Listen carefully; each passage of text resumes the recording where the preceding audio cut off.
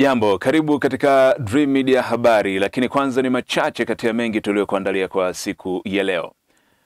Siku chache baada ya mbunge wa jimbo la Mbeya mjini Daktari Tulia Ackson kutangaza kugombea ubunge jimbo jipya la Uyole katika uchaguzi mkuu baadaye mwezi wa 10, wananchi wa jimbo hilo wamekuwa na maoni mseto, huku wengine wakikodolea macho jimbo la Mbeya mjini. Ndege ya Japan iliyokuwa ikitoka Tokyo kuelekea Texas ililazimika kutua kwa dharura baada ya abiria kujaribu kufungua moja ya milango yake wakati wa safari hiyo. Na katika michezo, klabu ya Simba imewasili jijini Dar es Salaam baada ya kupoteza fainali ya kombe la shirikisho dhidi ya RS Berkane katika mchezo wa pili uliopigwa uwanja wa Amani Zanzibar. Taarifa hii ya habari inapatikana kupitia akaunti yetu ya YouTube ya Dream Media TZ, lakini pia tufuatilie kupitia kurasa zetu za mitandao ya kijamii Facebook, Instagram na X. Facebook ni Dream FM, Instagram na X ni Dream FM TZ. Na sasa ni muda wa kuziangazia kwa kina taarifa tulizokuandalia kwa siku ya leo. Uko nami Esau Godwin. Siku chache baada ya mbunge wa jimbo la Mbeya mjini Daktari Tulia Ackson kutangaza kugombea ubunge jimbo jipya la Uyole katika uchaguzi mkuu baadaye mwezi wa 10, wananchi wa jimbo hilo wamekuwa na maoni mseto, huku wengine wakilikodolea macho jimbo la Mbeya mjini. Kufuatia hatua hiyo, ni wazi kabisa kuwa jimbo mama la Mbeya mjini linahitaji mwakilishi, na tayari ndani ya Chama cha Mapinduzi kuna makada ambao tayari wameweka wazi kuwania nafasi hiyo, na wengine wanatarajiwa kutangaza nia hiyo muda wowote. Mwanahabari Resta Fares anasimulia zaidi. Wananchi hao wamesema wana imani kubwa na Daktari Tulia kwenda kuwatumikia wananchi wa jimbo la Uyole, na kwamba tangu aanze kuliongoza jimbo la Mbeya mjini kumekuwa na mabadiliko makubwa, hivyo hata Uyole itakuwa hivyo. Kwanza kabisa nina imani na Mheshimiwa Tulia, kwa sababu toka alivyoingia madarakani kwa mara ya kwanza tumeona mabadiliko makubwa ya jimbo la Mbeya, lakini na sasa hivi kuja kwetu Uyole nafikiri ni matumaini makubwa sana ambayo wana Uyole tunayapata. Tunaamini tutapata maendeleo makubwa, barabara, maji, umeme na vitu vingine vingi ambavyo vinahusu maendeleo, kwa sababu ni mama mchapakazi na yuko vizuri sana kwenye baadhi ya maeneo kama haya. Uyole sasa ni zamu yetu kupata maendeleo, kwa sababu ndio ilikuwa kiu yetu kubwa. Kwa kutangaza kwake kwa Mheshimiwa Dr. Tulia ni faraja kwa bonde la Uyole kwamba tunaenda kupata maendeleo kwa kasi sasa, kwa sababu moyo wake upendo, amekuwa akihudumia jamii kwa muda mrefu, lakini sasa ni zamu yetu kata Uyole kupata maendeleo zaidi, kwa sababu kasi ya Dr. Tulia ni kasi ya ajabu sana. Kufuatia hatua hiyo, ni wazi kabisa kuwa jimbo mama la Mbeya mjini linahitaji mwakilishi, na tayari ndani ya Chama cha Mapinduzi kuna makada ambao wameweka wazi kuwania nafasi hiyo, na wengine wanatarajiwa kutangaza nia hiyo muda wowote. Walioweka wazi mpaka sasa ni Chazi Mwakipesile, mwandishi mkongwe wa habari na mshereheshaji maarufu nchini. Wengine wanaotajwa ni mjumbe wa halmashauri kuu ya CCM Taifa kupitia mkoa wa Mbeya Ndele Jailos Mwaselela, mwenyekiti wa chama hicho mkoa wa Mbeya Patrick Mwalunenge, na mwenyekiti wa CCM wilaya Mbeya mjini Humphrey Nsomba. Resta Fares, Dream Media. Naam, mtazamaji, huyo ni Resta Fares. Serikali ya Tanzania itaendelea na mikakati ya kuwaunganisha wafanyabiashara wa Tanzania na wa mataifa mbalimbali duniani ikiwemo Japani, ili kuwawezesha kunufaika na fursa mbalimbali zilizopo katika mataifa hayo. Hayo yamesemwa na Waziri Mkuu wa Tanzania Kassim Majaliwa wakati wa ufunguzi wa kongamano la biashara, uwekezaji na utalii lililowakutanisha wafanyabiashara wa Tanzania na wafanyabiashara na wawekezaji wa Japan, Osaka, Japan, ikiwa ni sehemu ya ushiriki wa Tanzania katika maonesho ya World Expo Osaka 2025. Majaliwa amesema kuwa serikali imekuwa ikifanya hivyo kwa kushiriki katika makongamano mbalimbali ya kimataifa ambayo yamekuwa yakiwakutanisha wafanyabiashara na wawekezaji ili kuongeza tija kubwa kwenye masuala ya biashara na uwekezaji. Zaidi tumsikilize Waziri Mkuu wa Tanzania Kassim Majaliwa. Kupitia kongamano hili ambalo baadaye sasa wafanyabiashara watakaa pamoja wa Tanzania na Japan, litafungua milango zaidi ya ushirikiano kati ya wafanyabiashara wa Tanzania na hapa Japan. Malengo ni kuwawezesha kukaa pamoja, kila mmoja aeleze sekta anayofanyia kazi, lakini hasa tunahitaji Watanzania wapate nafasi ya kuungana pamoja na ndugu zetu wa hapa Japani, kufungua makampuni, kuandikisha uwekezaji, na kwa kuwa ZIPA ya Zanzibar na TSC ya Tanzania ziko hapa, wamefungua pia madawati ya kusajili moja kwa moja makampuni yanayotaka kwenda kufanya kazi Tanzania. Na tumeeleza kwamba ili kufungua kampuni Tanzania tumerahisisha ujazaji wa fomu, lakini maelezo ya namna ambavyo utafanya biashara, fursa kwenye maeneo yote kama ambayo nimeeleza, kwenye kilimo, lakini maliasili na maeneo mengine ya utalii, afya na maeneo ya viwanda. Na mtazamaji, huyo ni Waziri Mkuu wa Jamhuri ya Muungano wa Tanzania, Mheshimiwa Kassim Majaliwa.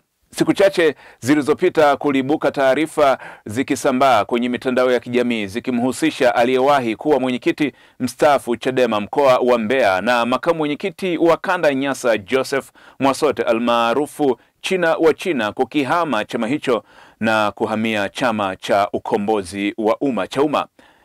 Mwasote amekanusha kuwepo kwa taarifa hizo na kwamba hafurahishwi kabisa na kitendo hicho, akisema hadi sasa yeye bado ni mwanachama hai wa Chama cha Demokrasia na Maendeleo CHADEMA. Ili kufahamu zaidi, huyu hapa Rachel Mgala anasimulia. Mitandao ya kijamii ujio wake ni kuona kila mmoja anapambania fursa ambayo inawekwa huko, ila kwa siku za usoni aweze kutimiza ndoto yake. Lakini cha kushangaza, wapo baadhi wamekuwa wakitumia ndivyo sivyo mitandao hiyo kwa kupakia maudhui yasiyofaa, ikiwa pia ni taarifa zenye kupotosha, jambo ambalo serikali imekuwa ikipambania kuhakikisha watumiaji wote wa mitandao wanaitumia kwa manufaa yao na taifa pia.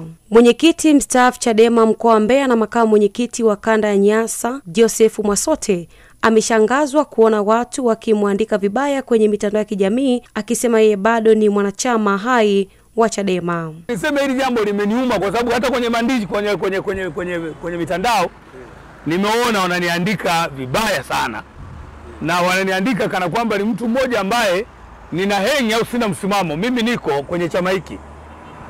Aidha, Mwasote ameongeza kuwa yeye hayupo CHADEMA kwa ajili ya vyeo, bali alisoma vyema katiba na kuhisi kama anaweza kufanya kazi kwenye chama hicho. Sijaja CHADEMA kwa ajili ya vyeo. Mimi nilisoma katiba. Nikasoma ilani ya chama. Nilipoona ni chama chenye kinachozungumza uhuru wa kweli, demokrasia ya kweli, nikahisi ndio mahala pekee ambapo naweza nikafanyia kazi ya kupeleka ujumbe wangu na hisia zangu. Mimi nachotaka kukwambia, nahitaji CHADEMA ile ambayo inapambana kuelimisha Watanzania, wawe kama Zambia, wawe kama Malawi, wawe kama Kenya. Sio kwamba Lissu yuko gerezani eti ni kwa sababu anataka yeye apate maisha na watoto wake. Anachopigania Lissu kwenye reforms, anataka Watanzania tuweze kumwajibisha mtu asiyeweza kufanya kazi. Hivi karibuni kuliibuka taarifa potofu zikihusisha viongozi wa Chama cha Demokrasia na Maendeleo CHADEMA kuhamia Chama cha Ukombozi cha Umma, taarifa ambazo hata hivyo zimekuwa zikikanushwa na viongozi waliohusishwa. Rachel Mgala, Dream Habari. Mtazamaji wa Dream Media, na kukumbusha kuendelea kufuatilia kurasa zetu za mitandao ya kijamii Facebook, Instagram na X. Facebook ni Dream FM, Instagram na X ni Dream FM TZ. Na sasa tuziangazie taarifa za mataifa mbalimbali kama zinavyoletwa kwako na Brown Tinda. Imeelezwa kuwa ndege ya Japani iliyokuwa ikitoka mjini Tokyo kuelekea Texas imelazimika kutua kwa dharura baada ya abiria kujaribu kufungua moja ya milango yake wakati wa safari hiyo. Taarifa zaidi zinaeleza kuwa ndege namba 114 ya Nippon Airways ilielekezwa saa chache baada ya kupaa siku ya Jumamosi. Polisi waliarifiwa kuwepo mtu ambaye alijaribu kufungua milango ya kutokea wakati wa safari ya ndege. Imearifiwa kuwa rais wa Marekani Donald Trump amesema rais wa Urusi Vladimir Putin amekuwa mwenda wazimu kutokana na kuendeleza mashambulizi ya anga dhidi ya Ukraine na ametishia kuongeza vikwazo dhidi ya Urusi. Taarifa zaidi zinasema kwamba Trump amesema Putin amefanya mashambulizi ya anga ambayo yameilenga Ukraine na kusababisha mauaji ya takriban watu 13 wakati ambapo nchi hizo mbili zimebadilishana mamia ya wafungwa.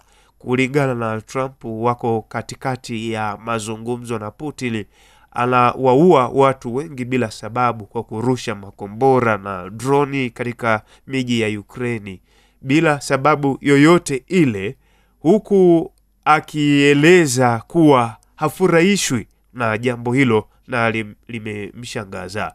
Hata hivyo, Rais Trump amemkosoa Rais wa Ukraine Zelensky kwa kutoitakia mema nchi yake kutokana na jinsi anavyozungumza, akisema Zelensky amekuwa akisababisha matatizo kutokana na matamshi yake.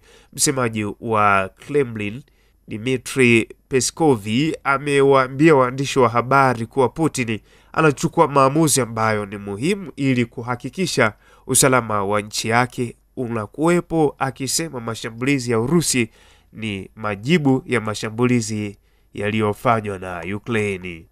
Rais huyo wa Marekani amekuwa akizishinikiza Urusi na Ukraine kumaliza vita vilivyodumu kwa zaidi ya miaka 3, lakini pande hizo mbili hazina dalili ya kulifikia hilo, huku mataifa makubwa yakizungumza vita vikiendelea na vikosi vya Urusi vinazidi kusonga mbele kuelekea mashariki ya Ukraine. Na mtazamaji, huyo ni Brown Tinda katika habari za mataifa mbalimbali.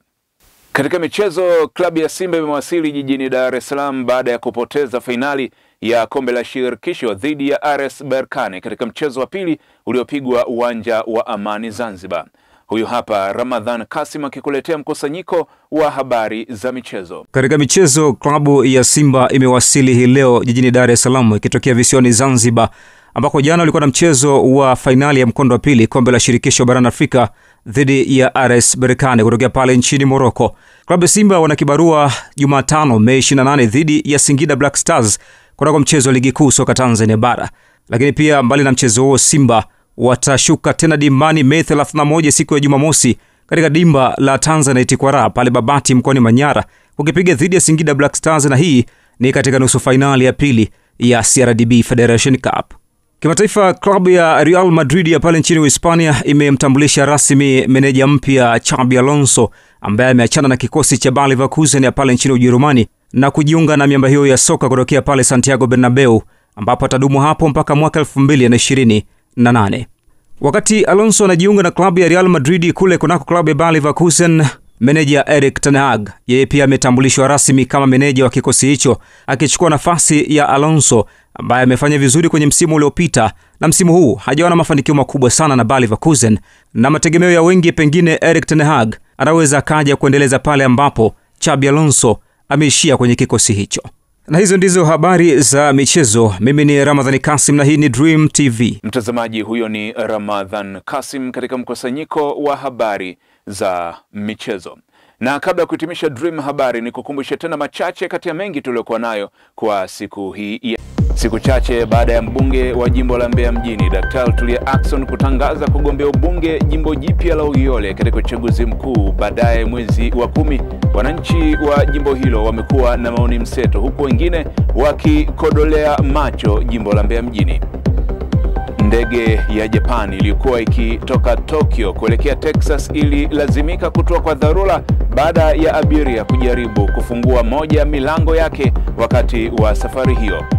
Na katika michezo, klabu ya Simba imewasili jijini Dar es Salaam baada ya kupoteza fainali ya kombe la shirikisho dhidi ya RS Berkane katika mchezo wa pili uliopigwa uwanja wa Amani Zanzibar. Na huo ndio mwisho wa Dream Media habari. Endelea kutufuatilia kupitia kurasa zetu za mitandao ya kijamii, Facebook, Instagram na X. Facebook ni Dream FM, Instagram na X ni Dream FM TZ, lakini pia kupitia akaunti yetu ya YouTube ya Dream Media TZ. Kwaheri.